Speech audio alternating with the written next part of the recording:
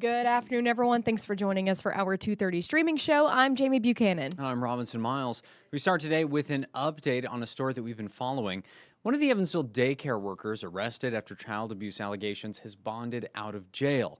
47-year-old Andrea Williamson is accused of failing to report the abuse that happened back in May at Kindergate Developmental Child Care Center. Officials say a 5-year-old victim claimed they were put in a closet on 2 separate occasions and even hit with the handle of a broom. Williamson told authorities that Tashavion Stinson is the daycare worker who committed the abuse. Records show that a warrant was issued Wednesday for her arrest, but at this point, she has not been booked into jail. Now, this is a story our Gabe Pontonis is following today, so we'll have more information tonight on 14 News. Now, another bit of new information, this time on a double murder coming out of Olney, Illinois. The man accused of killing his dad and grandmother was in court today. The Richland County State's attorney filed 6 counts of first-degree murder against 25-year-old Dylan Jones. He's accused of hitting 52-year-old John Jones with a sharp object in the head and stabbing 73-year-old Deborah Jones. Court records show they plan to do an evaluation to make sure that Jones is mentally fit to stand trial. He will be back in court sometime next month. This is a story we have been following and will continue to keep you updated on. Now, for our final headline today, the Evansville Fire Department is ramping up a nurse navigation program, one that EMS used to have prior to the department taking them over. So here's how it works. For 911 calls that do not require an emergency response, callers may be connected with a care navigator nurse who can help identify the appropriate steps for their medical needs. So, for instance, if a caller is having a tooth pain or the flu, instead of sending you an ambulance, you will be connected to a nurse. What will not change is when someone calls 911 for a life-threatening or urgent medical emergency, dispatchers, of course, will send you an ambulance right away. Our Madeline Haynes is working on this story today, so she'll have more details tonight on 14 News. Of course, a busy day here in the newsroom, so be sure to circle back for 14 News at 4, 5, 6, and 10. All right, do not go anywhere because after the break, meteorologist Arden Gregory will have a look at your full 14 First Alert forecast. Stay informed on your local news and weather throughout the day by watching the 14 First Alert streaming shows. At 8:30 a.m., get your First Alert forecast to plan the day ahead and catch up on the news that happened overnight with the 14 News Sunrise team. In the afternoon, get the latest headlines, forecasts, and a preview of the stories we're working on with the 14 First Alert streaming show at 2:30. And get an in-depth look at the 14 First Alert forecast so you're ready for the next big thing with the 14 First Alert weather show at 9 p.m. Watch the 14 First Alert streaming show that fits your schedule and works best for you. Streaming on your phone by downloading the 14 News app and the 14 First Alert weather app. On your smart TV by using the 14 News streaming app. And stream anytime on Facebook, YouTube, or on 14news.com. Stay connected and stay informed by watching the 14 First Alert streaming shows on your favorite streaming devices.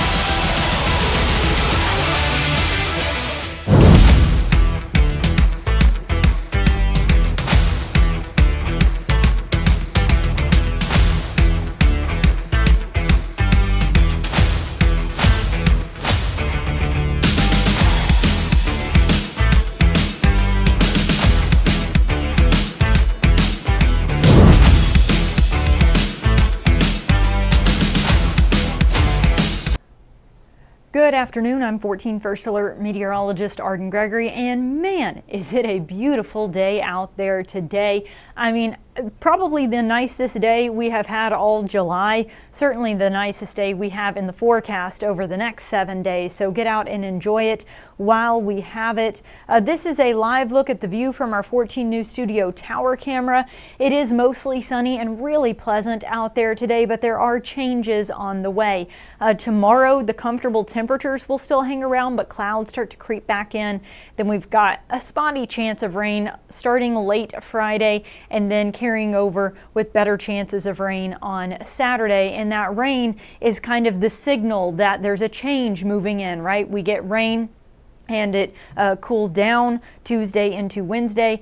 Now this rain is signifying the return of the heat and humidity, which will make a comeback over the weekend and into the start of next week. Right now though, it's gorgeous outside. We've got just a few very small clouds kind of dotting the skies out there, but it's mostly sunny and it's going to stay that way through the rest of the afternoon. Now later this evening into the overnight hours, we will start to see more clouds building in. Tomorrow we'll we'll still get some peaks of sunshine, but it'll be partly to maybe even mostly cloudy for a good chunk of the day. I think we'll probably stay dry through the day on Friday, though. Then spotty rain starts to push in Friday night. And some scattered rain and even some thunderstorms are possible then through Saturday, mainly Saturday morning. Saturday morning looks like our best chance of rain. Then most of that rain kind of tapers off to the southeast as we get to about lunchtime on Saturday. I still wouldn't rule out a stray shower Saturday afternoon, but really the second half of the day looks mostly dry, and then we'll see clearing skies Saturday night. But again, that is Saturday's kind of our pivot point. And then the hot, humid air really kicks into high gear as we get into Sunday, Monday, Tuesday of next week.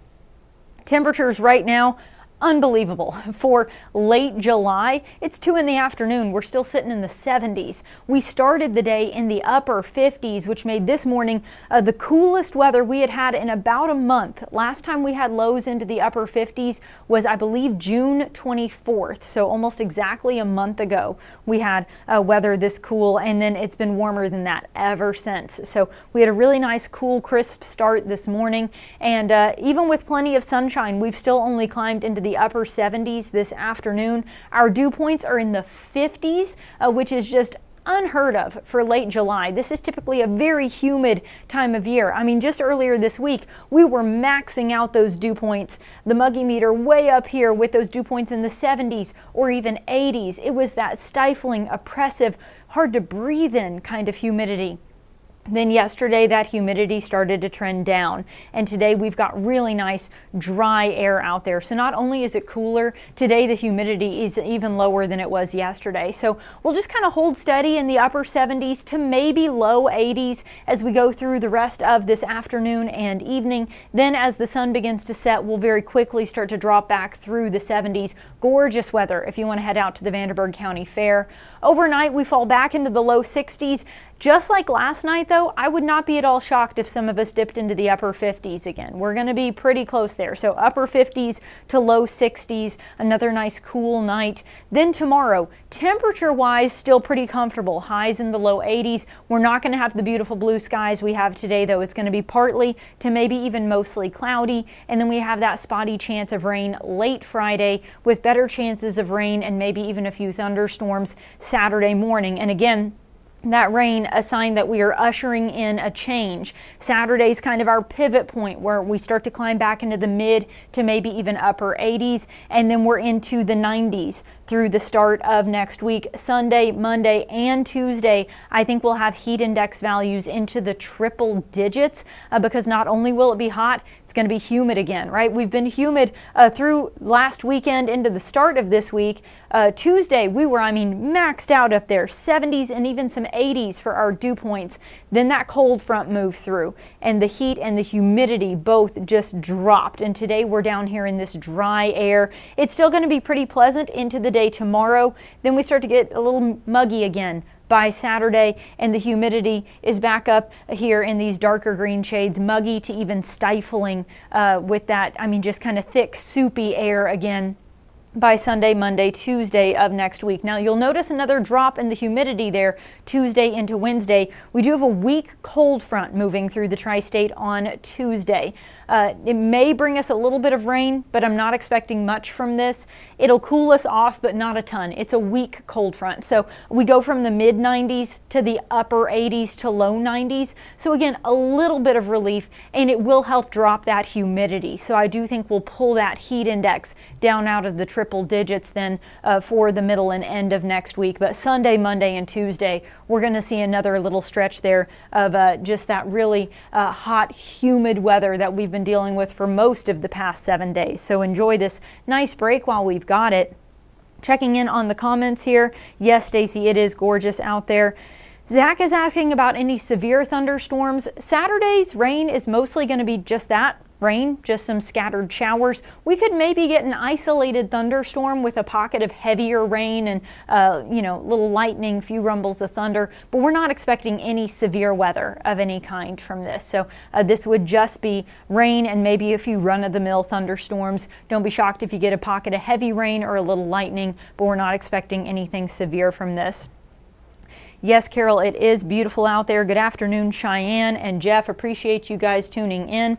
We did have a pretty dramatic change in our temperature, so if you've been waiting for it to cool off to mow your grass, yesterday, today, tomorrow, that's your window. So if you still need to get out and mow, do it today, do it tomorrow. Both of those days look great. Saturday's a little iffy just because we do have that chance for some scattered rain and maybe even a few thunderstorms in the morning. And then Sunday, it's going to be so hot and humid again. So I would really encourage you to get out and get it done now before that heat creeps back in.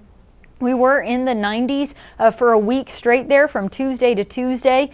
This past Tuesday, we made it to 95. Man, it was miserable out there on Tuesday. Then that cold front pushed through. We didn't get a whole lot of rain from that. Our storms were very spotty. Some of you did get thunderstorms and even a couple of severe thunderstorm warnings on Tuesday, but not everybody. The worst of it was to our east-southeast, actually just outside of the tri-state in Grayson County. They had a tornado. Grayson, by the way, borders Ohio County, so just outside of the tri-state, they had a tornado with that cold front Tuesday night. Here, we mostly just reaped the benefits of the cold front as we had this dramatic drop in our temperatures as highs only made it into the low 80s yesterday.